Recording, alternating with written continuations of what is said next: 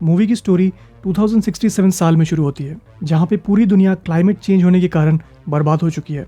World में अब एक भी पेड़ पौधा नहीं बचा है, जिस वजह से एटमॉस्फेयर में ऑक्सीजन की जानलेवा कमी आ गई है। लोगों को जिंदा रहने के लिए आर्टिफिशियल ऑक्सीजन खरीदनी पड़ रही है। ज़्यादातर कंट्रीज़ में लोगों को ऑक्सीजन ना मिल पाने की वजह से उनकी मौत हो चुकी है। लेकिन इन कंडीशंस में भी ऑस्ट्रेलिया की एक सिटी अभी भी सर्वाइव कर रही है, और इसकी वजह कॉनिकॉप नाम की एक कंपनी है जो कि सिंथेटिक ऑक्सीजन बनाती है। लेकिन इस सिंथेटिक ऑक्सीजन के नुकसान भी है। अगर इसे कोई इंसान लंबे टाइम तक यूज़ करेगा तो उसे एक जानलेवा बीमारी हो जाएगी, जिसका नाम लोगों ने द सिकनेस रखा है, जो उन्हें कुछ दिन में ही ख़त्म कर देगा। ईथन वाइट उसी ऑस्ट्रेलियन सिटी का रहने वाला है। वो और उसका फ्रेंड जूड कॉनिकॉप कॉरपोरेशन में एज ए मैकेनिक काम करते हैं। इस कंपनी के साइंटिस्ट दिन रात ये ढूंढने में लगे हैं कि लोगों को द सिकनेस से कैसे बचाया जा सकता है, ताकि लोग उनके ऑक्सीजन को लेने से हिचकिचाए नहीं। ईथन की वाइफ जेंथी को भी ये बीमारी हो गई है। ईथन दिन रात मेहनत करता है ताकि वो उसके लिए अच्छी क्वालिटी की ऑक्सीजन खरीद सके। एक दिन ईथन और जूड अपने काम में लगे हुए थे कि तभी कॉनिकॉप की सीटीओ रेजिना जैक्सन उन्हें अपने ऑफिस में बुलाती है। रेजिना फिर उन्हें अपना इंट्रोडक्शन देती है और कहती है कि अगर ऐसे ही चलता रहा तो इंसान बहुत जल्द इस दुनिया से ख़त्म हो जाएंगे। वो फिर उन्हें ये बता के चौंका देती है कि ईथन ही वो इंसान है जो इस दुनिया को बर्बाद होने से बचा सकता है। ये सुनते ही ईथन पूरी तरह कन्फ्यूज्ड है और उसे रेजिना पे थोड़ा सा भी भरोसा नहीं है। पर रेजिना ईथन को उसके साथ लैब में जाने के लिए कहती है। उस लैब में एक बड़ी सी फ्यूचरिस्टिक मशीन लगी हुई है। लैब का डॉक्टर बिली ईथन को अपना नाम बताता है और ईथन की रिस्ट वॉच की तरफ कुछ देर के लिए देखता है। वो लोग फिर उससे एक्सप्लेन करते हैं कि ईथन के फादर डॉक्टर रिचर्ड वाइट ने 20 साल पहले ये प्रोजेक्ट स्टार्ट किया था। उनके सामने जो मशीन रखी हुई है वो एक्चुअल में एक टाइम मशीन है और उसका नाम द क्रॉनिकल है। उस मशीन के अंदर रेडियो वेव्स भेजने के बाद और कई सारे एक्सपेरिमेंट्स करने के बाद डॉक्टर्स की टीम को ये पता चलता है कि 407 साल बाद 2474 साल में अर्थ फिर से पेड़ पौधों से भर जाएगा, जिस वजह से वो फिर से इंसानों के रहने लायक हो जाएगा। टीम को पूरा भरोसा है कि अगर 2474 साल से उन्हें सिग्नल वापस मिल रहा है तो इसका ये मतलब है कि इंसानों ने 2067 में इस प्रॉब्लम से बचने का कोई ना कोई सोल्यूशन ढूंढ ही लिया था। लेकिन साइंटिस्ट की टीम को एक बात ने पूरी तरह चौंका दिया है। जो वेव्स फ्यूचर से वापस आई थी वो बदली हुई थी। जब साइंटिस्ट ने उसे डिकोड किया तो उन्हें फ्यूचर से एक मैसेज मिला जिसमें लिखा था कि ईथन वाइट को भेजो।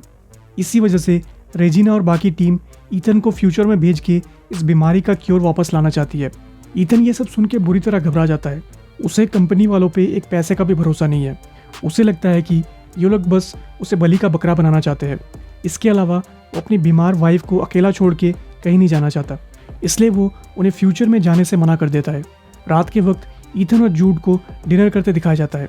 जूड ईथन को कंपनी वालों की बात मानने के लिए कहता है, नहीं तो बहुत जल्द वो सभी खत्म हो जाएंगे। लेकिन ये सुनते ही ईथन हंसने लगता है और जूड से कहता है कि वो अपने फादर के किसी भी प्लान का हिस्सा नहीं होना चाहता, क्योंकि वो अपने फादर से नफरत करता है। 20 साल पहले ईथन के फादर उसे और उसकी माँ को अकेला छोड़ के चले गए थे और कुछ दिन बाद ही उसकी माँ की भी मौत हो गई थी। तभी से ईथन की देखरेख जूड ने ही की है और ईथन जूड को अपना सबसे अच्छा दोस्त ही नहीं बल्कि अपना भाई मानता है। वो अपने फादर को उसे और उसकी माँ को अकेला छोड़ के जाने के लिए ब्लेम करता है ताकि वो अपने प्रोजेक्ट पे काम कर सके। यही वजह है कि ईथन अपने फादर के रास्ते पे नहीं चलना चाहता और अपनी वाइफ को अकेला छोड़ के नहीं जाना चाहता। लेकिन जूड उसे ये कह के मना लेता है कि ईथन की वाइफ को बचाने का सिर्फ एक ही तरीका है और वो ये है कि ईथन फ्यूचर में जाए और क्योर अपने साथ ले आए। फिर ईथन को एकदम से एक पुरानी मेमोरी याद आती है। उसके 8th बर्थडे पे उसके फादर ने उसके लिए एक अजीब सा गिफ्ट लाया था। जैसे ही ईथन उस गिफ्ट बॉक्स के अंदर अपना हाथ डालता है, एक डिवाइस उसके हाथ से जाके चिपक जाती है और ईथन बुरी तरह ब्लीड करने लगता है। रिचर्ड ने ईथन से कहा था कि ये डिवाइस तुम्हारी हेल्प करेगा, पर कब और कैसे इस बारे में उसने कुछ नहीं कहा था। कई साल गुजर चुके हैं पर ईथन को अभी भी नहीं पता कि वो डिवाइस का क्या काम है। घर वापस जाके ईथन जेंथी से उसकी कंपनी में जो भी हुआ सब बता देता है। जेंथी भी उसे कहती है कि तुम्हें ये करना चाहिए। अगली सुबह ईथन एक मेटल के फ्लावर पे ये लिखता है कि मैं वापस आऊँगा और वो फ्लावर जेंथी के साइड में रख देता है। फिर वो अपनी कंपनी जाके रेजिना से ये कहता है कि अगर उसे फ्यूचर में जाके सिर्फ एक ही इंसान को बचाने के लिए क्योर मिलता है तो उन्हें वो क्योर उसकी वाइफ जेंथी को देना होगा। रेजिना उसकी बात मान जाती है। फिर वो ईथन को लैब में वापस ले जाती है। डॉक्टर मिचल ईथन को वो सूट दिखाता है जो उसे मशीन में जाने से पहले पहनना होगा। साइंटिस्ट की बात सुन के ईथन को एक बात तो समझ आ गई है कि आगे क्या होने वाला है किसी को भी नहीं पता। उन्हें कोई आइडिया नहीं कि दूसरी तरफ ईथन से कौन मिलेगा या उसे आगे क्या करना होगा क्योर को ढूंढने के लिए। ईथन को सूट पहनाने के बाद वो लोग उसे आर्ची नाम का एक AI डिवाइस देते हैं। मशीन में एंटर होते ही आर्ची फ्यूचर में ईथन की कंडीशन के बारे में लैब में डेटा सेंड करता रहेगा और आर्ची उन्हें ईथन का लोकेशन भी बताता रहेगा। ईथन को सब कुछ समझाने के बाद वो उसे मशीन में डाल देते हैं। मशीन के अंदर ईथन बहुत तेज़ी से टाइम को काटता हुआ आगे बढ़ता जाता है। कुछ देर बाद ही वो एक जंगल के बीचों बीच जाके गिर जाता है। इतनी स्पीड में आगे बढ़ने की वजह से उसकी सूट में आग लग गई थी, जिस कारण ईथन को वो उतारना पड़ता है। ईथन को फिर अपने आसपास बहुत से पेड़ पौधे देख बहुत अच्छा फील होता है। वो देखता है कि ये दुनिया उसकी दुनिया से पूरी तरह अलग है और यहाँ नेचुरल ऑक्सीजन वापस आ गई है। आर्ची उसे जिस ओर जाने के लिए कहता है वो भी उसी ओर बढ़ता जाता है। कुछ दूर जाते ही ईथन को एक बंकर का दरवाज़ा मिलता है, लेकिन उस दरवाजे के बाहर ही एक ह्यूमन स्केलेटन देख ईथन बहुत डर जाता है। उस स्केलेटन के सिर पे गोली लगने के निशान है। उसका नेम टैग चेक करते ही ईथन को एक बहुत बड़ा झटका लगता है, क्योंकि उस पर ईथन का ही नाम लिखा हुआ था। उस स्केलेटन फ्यूचर के ईथन का ही था। ईथन को फिर उस स्केलेटन का आर्ची मिलता है। ईथन सुनना चाहता है कि उसमें लास्ट रिकॉर्डिंग क्या है। उसे एक आदमी की आवाज़ आती है जो कह रहा है कि यही आखिरी रास्ता है, और ये बोलते ही वो ईथन को शूट कर देता है और तभी वो डिवाइस काम करना बंद कर देती है। ईथन बुरी तरह डर गया है। उसे लगने लगा है कि उसकी मौत बहुत करीब है। फिर वो स्केलेटन के रिस्ट के डिवाइस को देखता है। वो ईथन के डिवाइस जैसा ही है, बस एक फ़र्क ये है कि उसमें ग्रीन लाइट जल रही है और ईथन के डिवाइस में रेड। रात में ईथन आग जला के कुछ बेरीज खाने लगता है, लेकिन थोड़ी देर बाद ही उसे पता चल जाता है कि वो बेरीज पॉइजनस थी। ईथन वॉमिट करने लगता है और कुछ देर बाद ही बेहोश होने लगता है। कुछ देर बाद ही उसे होश आने लगता है, लेकिन वो तब चौंक जाता है जब वो जूड को अपने सामने खड़ा देखता है। ये पता चलता है कि लैब के लोगों को जब ईथन के बेहोश होने का डेटा मिला, उन्होंने जूड को उसे बचाने के लिए फ्यूचर में भेज दिया। अगले दिन ईथन जूड को वो स्केलेटन दिखाता है जिस पे ईथन का नाम लिखा हुआ था। फिर वो लोग आर्ची का यूज़ करके अंदर जाने का दरवाज़ा ढूंढने लगते हैं। एकदम से एक डिवाइस ईथन की आई स्कैन कर लेती है और उन्हें अंदर आने की परमिशन मिल जाती है। अंदर जाते ही एक मॉनिटर ईथन का वेलकम करता है। वो मशीन ईथन का DNA सैंपल मांगती है। एंटर दबाते ही उसकी रिस्ट डिवाइस काम करने लगती है और ईथन का ब्लड टेस्ट करने लगती है। ब्लड टेस्ट होने के बाद वो डिवाइस की लाइट फिर से ग्रीन हो जाती है। तभी एकदम से रूम्स की लाइट जल जाती है और वो दोनों ये देखते हैं कि ये उनकी कंपनी की ही लैब है। टाइम मशीन भी उनके सामने ही रखी हुई है। जूड वो मशीन देखते ही बड़ा एक्साइटेड हो जाता है, क्योंकि उसे लगता है कि अब वो लोग वापस प्रेजेंट में जा सकते हैं। पर ईथन को ऐसा नहीं लगता, क्योंकि उन्हें फ्यूचर में कुछ भी चेंज नहीं किया है, जिस वजह से उसकी हालत भी स्केलेटन वाले ईथन जैसी हो जाएगी। ईथन फिर सिस्टम को चेक करता है तो उसे अपने फादर की एक होलोग्राफिक रिकॉर्डिंग मिलती है। वो एक्सप्लेन करता है कि उस टाइम मशीन को इसलिए बनाया गया था ताकि वो लोग फ्यूचर से ऑक्सीजन के बारे में डेटा कलेक्ट कर सके और उसे पास्ट में भेज सके।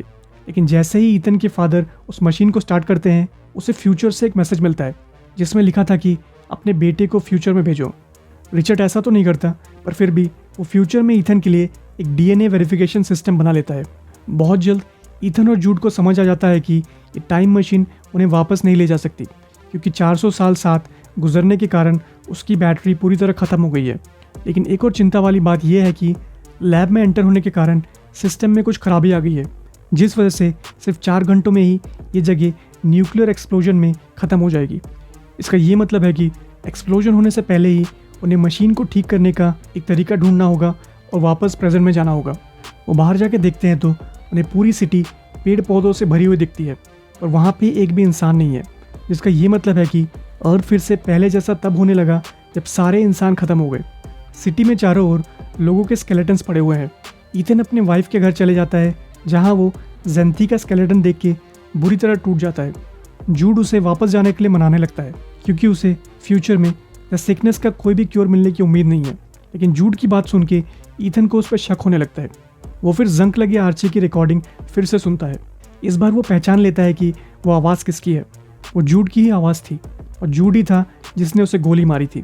ये सब सुन के जूड अपनी गन ईथन की तरफ पॉइंट कर देता है, पर वो उससे कहता है कि उस रिकॉर्डिंग में आवाज़ उसकी नहीं है। उसकी बात सुन के ईथन को लगता है कि पहले उन्हें मशीन को ठीक कर लेना चाहिए, बाद में ये सब लेके बात करेंगे। कुछ देर बाद वो पावर कोर को ठीक भी कर लेते हैं और लैब में वापस लौट जाते हैं। वहाँ वो देखते हैं कि वो टाइम मशीन फिर से काम कर रही है और वो अब घर वापस जा सकते हैं। लेकिन मशीन को रीसेट होने में 37 मिनट लगेंगे, इसलिए ईथन और जूड को तब तक वेट करना होगा। जैसे ही काउंटर 0 पे आएगा, टाइम मशीन 2067 साल में जाने का रास्ता सिर्फ 30 सेकंड के लिए खोलेगा। लेकिन अभी भी एक चीज़ ईथन को परेशान की जा रही है, उसका स्केलेटन अभी भी दरवाजे के बाहर पड़ा हुआ है। इसका ये मतलब है कि उसने वहाँ आके कोई भी बड़ा चेंज नहीं किया है जो उसे बचा सके। सच्चाई जानने के लिए ईथन अपने आर्ची से बैटरी निकाल के 400 साल पुराने आर्ची में लगा देता है। ऐसा करते ही उसमें एक वीडियो प्ले होने लगता है, जिसे देख ईथन पूरी तरह श्योर हो जाता है कि उसे उसका फ्रेंड जूड ही मारने वाला है। जूड फिर बातें घुमाने की कोशिश करता है। वो कहता है कि फ्यूचर को अब नहीं बदला जा सकता और उन्हें वहाँ से निकल जाना चाहिए, पर ईथन को अब उस पर बिल्कुल भी भरोसा नहीं है।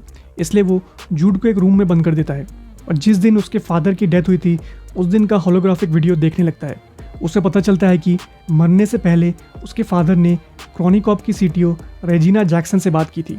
यहाँ पता चलता है कि ईथन के फादर टाइम मशीन का यूज़ करके पूरी दुनिया के लोगों को बचाना चाहते थे, लेकिन रेजिना चाहती थी कि वो सिर्फ कुछ लोगों को साथ लेके फ्यूचर में जाके बस जाए ताकि वो सभी लोग द सिकनेस से बच सके। वो लोग जिसका भी प्लान चूज़ करे, किसी को फ्यूचर में जाके टाइम मशीन को ऑन करना होगा। बहुत से लोगों को सेफली दूसरी तरफ भेजने के लिए पास्ट और फ्यूचर दोनों जगह की टाइम मशीन ऑन होनी चाहिए।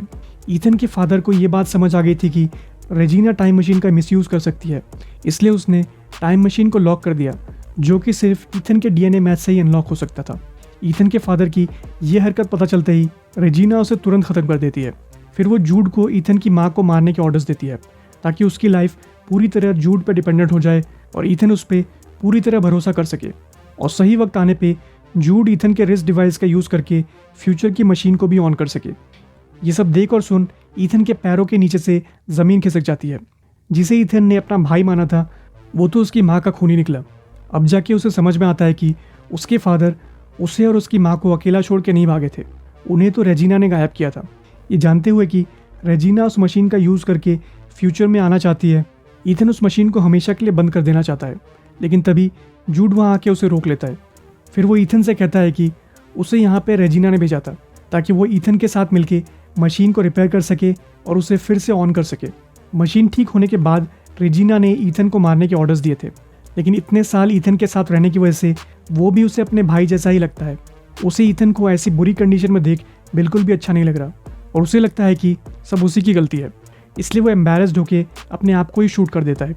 ईथन की लाइफ का बस अब एक ही पर्पस है, अपने फादर के सपने को पूरा करना, जो ये था कि फ्यूचर से क्योर ले जाके मरते हुए लोगों को बचाना। वो मॉनिटर में ये ढूंढने की कोशिश करता है कि उसके फादर ने सबसे पहले मैसेज क्या भेजा था। मॉनिटर में बाकी मैसेजेस देख उसे समझ आ जाता है कि सेंड ईथन वाइट वाला मैसेज एक्चुअल में ईथन ने ही पास्ट में भेजा था, इसलिए वो फिर से उसी मैसेज को एनकोड करके पास्ट में भेज देता है और उसके साथ और भी कई चीज़ें भेजता है। वहीं दूसरी ओर 2067 साल में रेजिना और उसके चुने हुए लोग एक लाइन लगा के टाइम मशीन के स्टार्ट होने का वेट कर रहे हैं, लेकिन तभी एकदम से टाइम मशीन से बहुत से पेड़ पौधे और ईथन के फादर के मर्डर की एक वीडियो रिकॉर्डिंग निकल के आती है जो ईथन ने फ्यूचर से भेजा है। और तभी फ्यूचर के टाइम मशीन को ईथन पूरी तरह बर्बाद कर देता है ताकि रेजिना का प्लान पूरी तरह फेल हो जाए। कुछ देर बाद ही रेजिना को ईथन के फादर के मर्डर के लिए अरेस्ट कर लिया जाता है। जो प्लान्स ईथन ने फ्यूचर से भेजे थे उनका यूज़ करके फिर से अर्थ में पेड़ पौधों की आबादी बढ़ाई जाने लगती है। ईथन की वाइफ को भी ईथन ने एक फ्लावर सेंड किया है और वो समझ जाती है कि उसके पास और कोई चॉइस नहीं होगी। ईथन को अब फ्यूचर में अकेले ही रहना होगा, इसलिए वो जूड को दफन करके उसे माफ़ कर देता है। एक बटरफ्लाई का पीछा करते करते ईथन फिर से लैब के एंट्रेंस तक पहुंच जाता है, जहां वो नोटिस करता है कि उसका स्केलेटन वहां से गायब था, जिसका मतलब ये है कि उसने 2067 में दुनिया को बर्बाद होने से बचा लिया है। वो दौड़ के सिटी को देखने जाता है और ये देख बड़ा रिलीव्ड हो जाता है कि फ्यूचर में भी सिटी वेल मेंटेन्ड है, जो कि जब ईथन पहली बार फ्यूचर में आया था तब नहीं थी। वो अब सिटी में जाके कुछ नए लोगों से मिलना चाहता है।